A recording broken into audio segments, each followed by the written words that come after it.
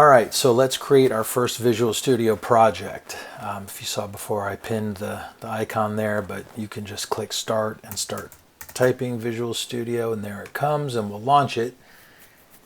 And you get this screen now with Visual Studio 2019, different than past versions. Let's take a look at it. Clone, open a project, open, create a new project, continue on. Okay, well, we'll create a new project here. And this is a nicer interface than what they've had in the past, so it can be a little overwhelming, all the different things, but let's just focus right now on a C# for Windows, and we're going to just choose web here. So we get our C# ASP.NET project. So there's an ASP.NET Core. We'll get into that later. Here's an ASP.NET Web Application.NET Framework. We're going to do this one first. We'll get into the other ones later, but we see that this is C#, ASP.NET. Going to click that guy and click Next. Give your project a name. So I'm going to call this guy foo.web.app. You can come up with whatever naming conventions you want for projects. I don't argue for one convention over another. I just argue that you have a convention as you get into writing more projects and class libraries and everything else to keep organized, because life is complicated enough. As far as the location for where your project will be, this is where, and we can change the default of where this goes for future projects, but this is where you really ought to have a dedicated folder on your machine, because then you can associate that folder to a source code repository. So I like to do mine. You could accept the default, but I'm going to just start out at the C drive, and I'm going to give myself a, thought I could do new folder here. Can I not do new folder? Yeah, if I right click in there, new folder, and I'm just going to call this code, and let that be where I put all of my projects. Now, as far as the solution in the project, a solution is a container that can hold one or many projects. So a project could be your web app, it could be a class library project that your web app calls, it could be other things. So I don't like to put the solution in the same project. I don't like to put those in the same directory. I like to keep that separation, and I'll show you later where the solution file is at the top level, and then you have your project, because you could have other projects within that. And as far as .NET Framework, we'll go with 4.7.2 since it's the latest, at least installed here. There's 4.8 out now, which we just have to go out and get manually if we want to use it, but 4.7.2 will be good for now, and I'll hit Create. All right, so they have a lot of templates. WebForms, MVC, all these different things that you can do. We're going to start off empty just so we can do it from scratch, because it's good to go through these and choose the templates and see things and learn and get confused. But we're going to do this from an empty project, so we do everything step by step, so you can see what we do here. So I'm going to click Create.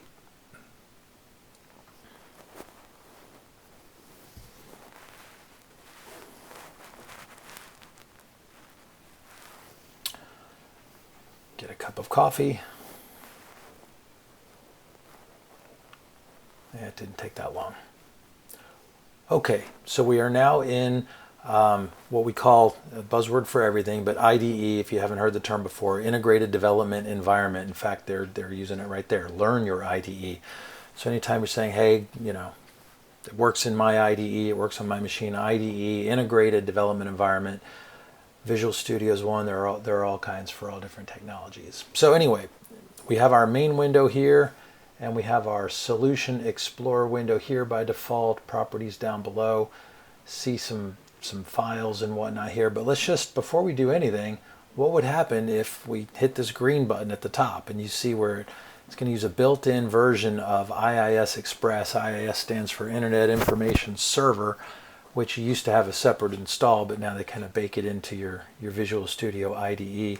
So if I just hit that, not having created any web page whatsoever, let's just see what happens. You see down here in the output window, it started the build. It's confused. The project is configured to use SSL to avoid warnings. Would you like to trust it? Yes, let's just click that, and yes to trust it. You're about to install a certificate from a certificate authority for localhost. This is fine. This is because on the screen before we set this up for SSL, but anything you do over the web, especially you hosting cloud, where you're interacting with data and sensitive information going back and forth, you want everything to be under SSL. So we do want to have that as part of our Visual Studio. Okay, so we've run this. It brings up a web page running here on our local IIS. You know, what would be displayed? We haven't created anything, and it's going to basically give you an error that, hey, I don't really know what you're trying to get me to display here. So we need to go and create a page. So I just close that. I can close this here and just have a blank main window. And you can see it's still running because I have the red square up here. So I'm going to hit stop, get back to where I have my Solution Explorer. Okay, so let's do this. So there, you see there's the solution at the top level and the project. And just so you can see, I'll open Windows here, or sorry, File Explorer. And if I go to the C drive and my code folder, you'll see that, oh, and I hate that. By default, Windows turns off Show Extensions. I always like to see my extensions. I'm going to click View, Options, Change Folder, click the View tab. Down here, Hide Extensions for Known Types. I like to uncheck that so I can see explicitly what I'm looking at. So you see here the foo.web.app at the highest level is the .sln file. So if you just came to File Explorer and double click this, it would launch Visual Studio and launch the solution. Inside this solution then is the folder for the actual project. So if I go into that project and look, there is the project file, the file associated to the project, the foo.web.app. So I like to keep that box that we saw in the setup of it unchecked so that the solution is at the highest level, because later we'll create like a foo.class.lbr library project, and we would want that to just show up as another folder here, but not have this SLN file baked into the project. Although you can, I just like the logical separation of it. Okay, so back to here. If I then right click on the project, not the solution but the project, and choose add, you'll see I can click new item. So I'll do that. And you see a lot of choices here. I'm going to choose web form. Well, I could do HTML page for sure. Let's do that. HTML page, and I'll even type default HTML page, and this brings up HTML. Not technically a language, but a script, but whatever. HTML is part of all things you do on the web. Hypertext markup language, of course. And you see in between the body tags, I can type something, and if I launch the program now, it will pick that up. I can also right-click an actual file and choose Set as Start Page for my local IDE, so I know it's going to go and run specifically that page. But you know, default and index and those things are set up as defaults in general. But I go to run this, and you see foo.u up at the top here, looking at default.html. All right, so I'll close that. And so you see also, and I'm going to stop it from running. So you see also this default.html, there's no arrow beside it. There are no other files associated with it. You could create this in a text document if you want, to display the markup.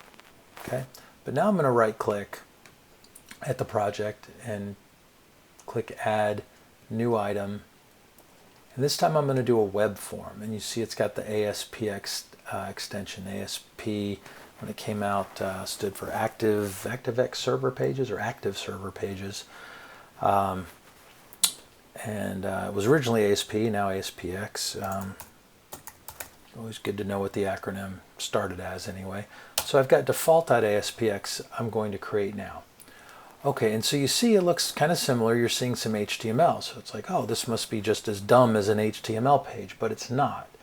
If If you look over here at the default.aspx, you'll see an arrow to the left of it, and you expand it, and you can see we've got some other files associated. So this is obviously more than just an HTML file.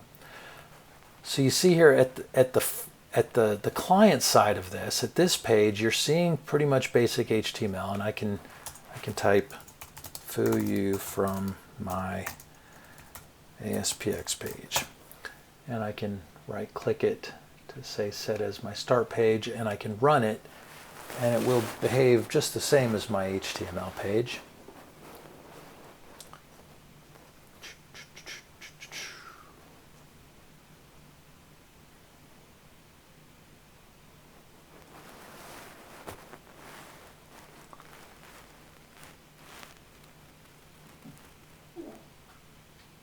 Show up.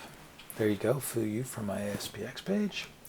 So that's great, and it's not that different from the HTML page, but whether I were to double click on this .cs file, which CS is C#, or if I was back on my client side form and right clicked it, I could say view code, and it would go to this file. So this is the code behind. So you've got your what runs on the server, you got what runs on the client, and here's where you can do things that would run on the server that would ultimately render HTML and display on the browser. So I'm going to go ahead and close this HTML tab, but these guys work hand in hand. They're brother and sister. All right, so you've got your front end stuff and your back end stuff. So I could do something like I could type response.write. Right? So it's an open paren, hello world, whatever. End it with a semicolon. So that is some C# code I just wrote in the page load event. Now if I run the site, which really is just running the page, remember I've got that line that was over in the HTML, but then I also just am writing a line in the back. So what's going to happen? How's it going to work out? And we're about to see. So both of them showed up, what I did on the front and what I did on the back. All right, so let's do one more thing before we close this lesson out. And I'm going to come back to the front here, and I'm going to give myself a couple of line returns in general, which BR is for the break for web, and that's just HTML. And I'm going to click View Toolbox. And oh, see, I'm not stopped. It's still running. So for me to see things, I've got to stop this from running and then go and do my View Toolbox. And you'll see controls. Okay, so you've got control, even basic HTML controls, but then also .NET controls. So you see that says .NET component. When I say controls, I really mean component, but sometimes it's interchangeable. So you've got these different components to work with. So I'm going to grab just a label, and you can either click and drag it over to where you want, or if you already knew where you wanted it and your cursor's there, and then you click View Toolbox, you can just double click it, label, and it'll put it right there. So you see it says ASP label. It's got an ID to run its server, which means it's going to execute that on the server, and right now the text just says label 1. And so if I ran that, so now we've got three things going on. Our hello world from our response.write, we've got our other one, and I'll clean this up here. But you see we'll get all three things to show up here. Okay, and then my BRs took effect there too. But what I'll do here is, so it's called label 1. And so if I'm gonna click in the middle there and click View Code and come back here, and I'm gonna add a line here that says label 1, and you see IntelliSense works. So if I just come down to my component there, label 1, and type dot, you'll see other properties, and the stars are the suggested most used ones, and they're right. The text is the one I'm gonna want, so I can just hit enter here, and I'm gonna say equals quote